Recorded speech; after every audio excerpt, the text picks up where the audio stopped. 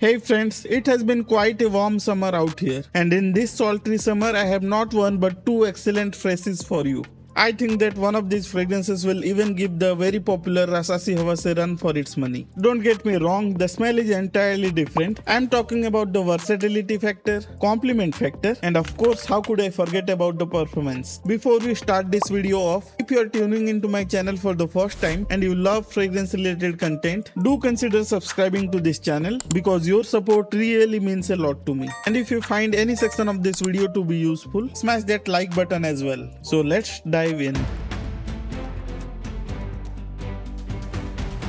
So let's begin with the presentation and packaging then. I have already covered many Ahmed Al Maghribi fragrances on my channel. You can check the full reviews or you can check the top 10 Ahmed Al Maghribi fragrances video as well. But now let's focus on these two new additions. Starting with the Azure Royal. The outer covering is a thin paper with a hologram on the bottom for the authenticity as well as the manufacturing and expiry date of the product. At back of the box you can see the ingredients as well as the eau de parfum concentration. At the top of the paper coverings you can see the Ahmed Al Maghribi logo as well. So now let's get to the main box. The main box has sort of a rubberized finish and has a deep blue color to it, which actually goes very well with the silver letters. A nice contrasting look there. Azure Royal on the front along with the Ahmed Al Maghribi logo. There is some sort of shiny pattern that is going around in the bottom half of the box, and at the back you can see the barcode and some other necessary information. I am not so sure what these shiny patterns actually mean, or these are some random patterns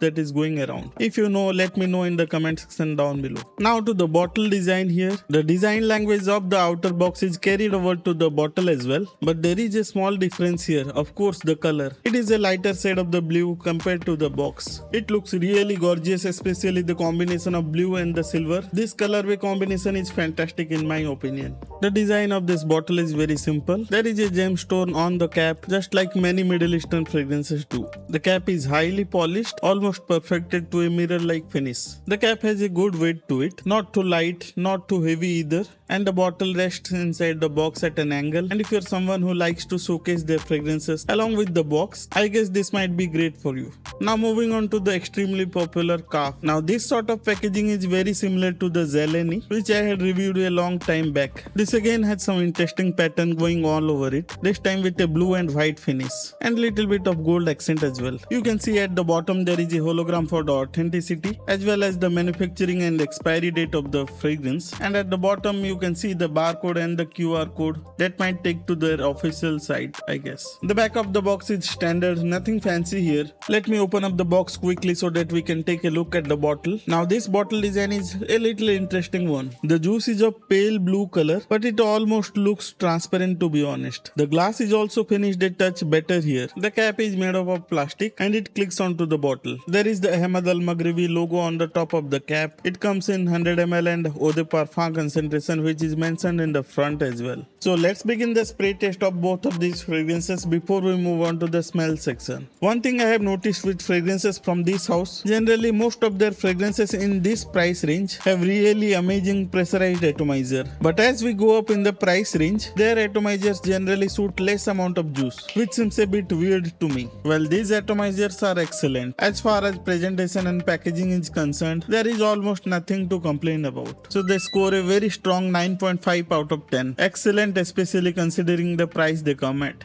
And now to the interesting part, the smell of these fragrances. I have some interesting things to talk about both of these. So let's start with the Azure Royal. When I sprayed it for the first time, I thought, is it another Zeleny? So I sprayed it side by side to compare it. And what I found out was they were definitely similar. But there are some definitive differences here as well. While both are fruity fragrances, the Zeleny has more fruitiness and little bit more citruses as well. While the Zeleny utilizes the passion fruit, the Azure Royal utilizes the pear note, but these are all in the notes breakdown. Are you really going to catch it? Yes, absolutely, but you have to spray it side by side. And if you have nothing to compare it with, on its own it will be difficult to say. But there is another difference that you can latch onto, and it is the major difference here. I get a prominent floral accords from the Azure Royal, which is almost non-existent in Zeleny. Both the Zeleny and the Azure Royal are fantastic summer fragrances, and they are perfectly unisex too. So which one should you buy? buy. While there are some little minor differences, but in this case I would say buy whatever you find it cheaper. And if you have any of these fragrances, you don't need the other one. They might be a little redundant, to be honest.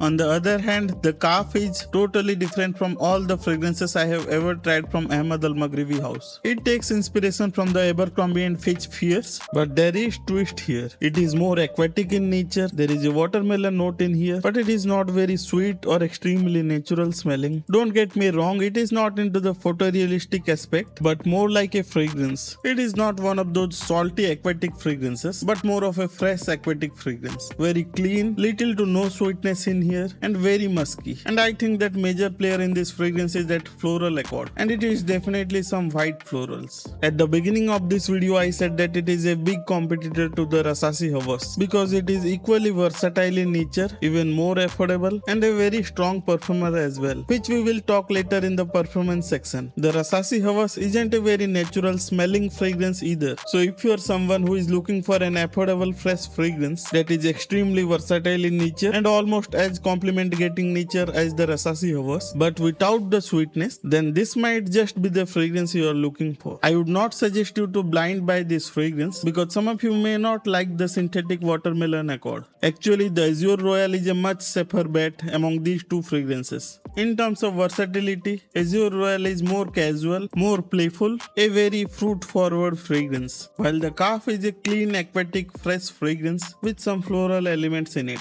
And this is a fragrance that you can rock it in any situation. So smell-wise, I would give the Azure Royal an 8.5 out of 10, and the Kaaf a solid 8. In terms of versatility, the Royal will get a 7.5, and the Kaaf comes back with a strong 9 out of 10. Now the very interesting aspect, the performance. From the Royal, I get about 5 hours of longevity and 1 hour of solid projection. Just keep in mind that I am testing all these fragrances in very high heat and humid weather. So if you are staying in some cooler climates, it's only gonna get better from here. So a 7.5 for Royal in terms of performance. And now on to the Kaaf. Before I discuss about the performance, I have something to say about this particular fragrance. The day I got it, I got about 3 hours of performance. So I naturally felt very disappointed. So the next thing was that I let it sit for another month, and the performance is absolutely fantastic now. I get about 7+ hours of longevity and 1 hour of very strong projection. But a strange thing about this cologne is that after around 2 hours of mark, it becomes a soft projecting fragrance, which feels a bit odd. Not that it becomes a skin scent, but it comes close pretty abruptly. I am tempted to give a 9 for the performance, but an 8.5 would be more appropriate. So overall score for the Royal will be an 8